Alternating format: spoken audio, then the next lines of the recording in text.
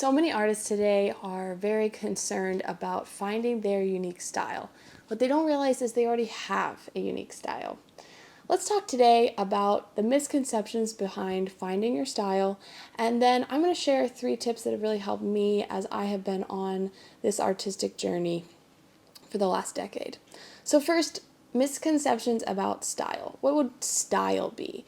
It's exactly this. When you see an Andrew Wyeth painting, you know it's an Andrew Wyeth painting. Or, for example, John Singer Sargent. When you see a Sargent, you know it's a Sargent. A Sorolla, you get the picture. They have a unique style, a unique way of laying the paint down, color theory, edges, brushwork. You get it. When artists are starting out especially, there's a tendency to be very concerned about finding a unique style right away, because how else are they going to become known?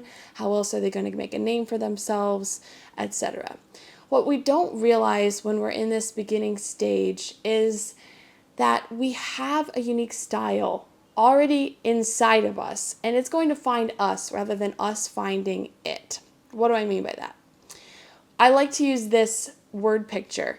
We all, when we're in school, we all learn the same alphabet, we learn the same cursive, and we have to practice and practice and practice. It starts out very clumsy and looking like a very poor representation of, the book that we're using and the tracing we're doing. But then over our lifetime, our handwriting becomes better and better and better, and it becomes unique to us to the point where you could come into the house and find a note left on the island, and you would know if it was your husband or if it was your child, depending on the style of their handwriting.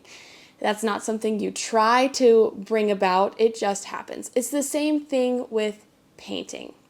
And the misconception about going out and finding your style is that you can do that. What happens when you are so concerned about finding that style and not concerned about mastering the principles of painting is that you can have a very inauthentic approach at the canvas and start making paintings that either aren't very true to you or fulfilling your full potential, or just look like copies of masters who do have a strong personal sense of style. That's the misconception, is that style is something that you need to go out and find. No, style is something that is going to find you through mileage at the canvas or the drawing pad and practicing the principles of painting. Much like that handwriting, practicing those letters until they become second nature to you and your style flows. So here's the 3 tips that I mentioned earlier that have helped me so much. First, study the masters.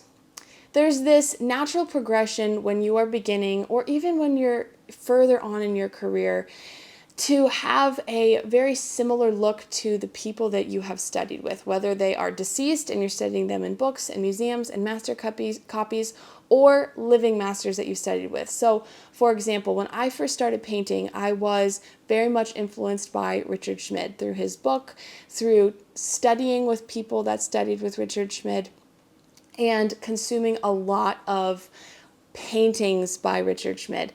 And my paintings in those early years had a very reminiscent look to them. I had these very washy backgrounds and these really short strokes. I was using those rosemary mongoose brushes because those are what I saw him using.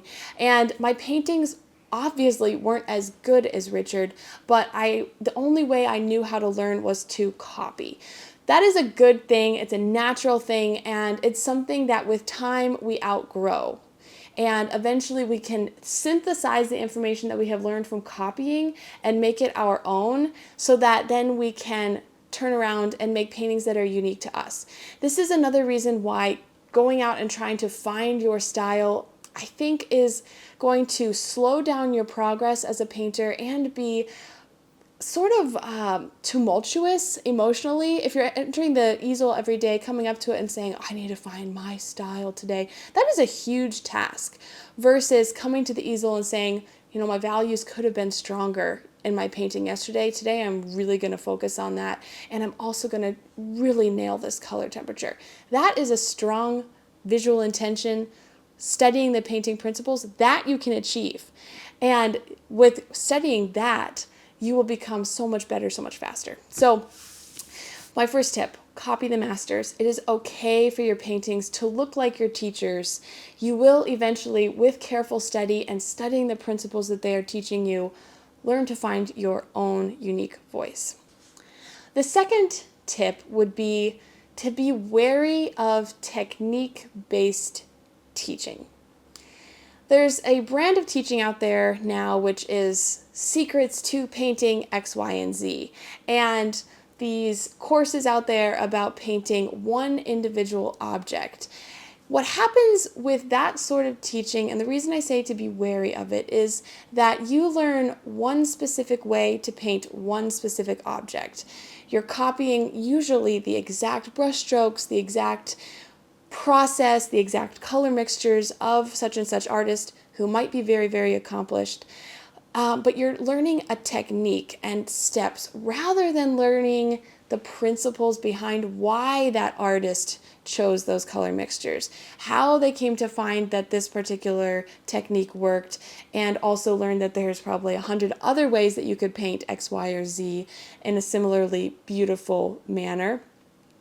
When you learn a technique, the trap that can happen is that you never find your particular voice. You might paint really nice paintings, but kind of similar to my first topic, you're just copying and you're just doing a technique rather than understanding the bigger principles. So be aware. It would be a shame to be stuck in a technique for years and not get to the heart of what you have to say as an artist because you think that there's only one particular way to paint a still life or to paint a landscape or to paint a portrait. There are hundreds of ways to paint all of those things. To solve any problem in your painting, there are hundreds of solutions.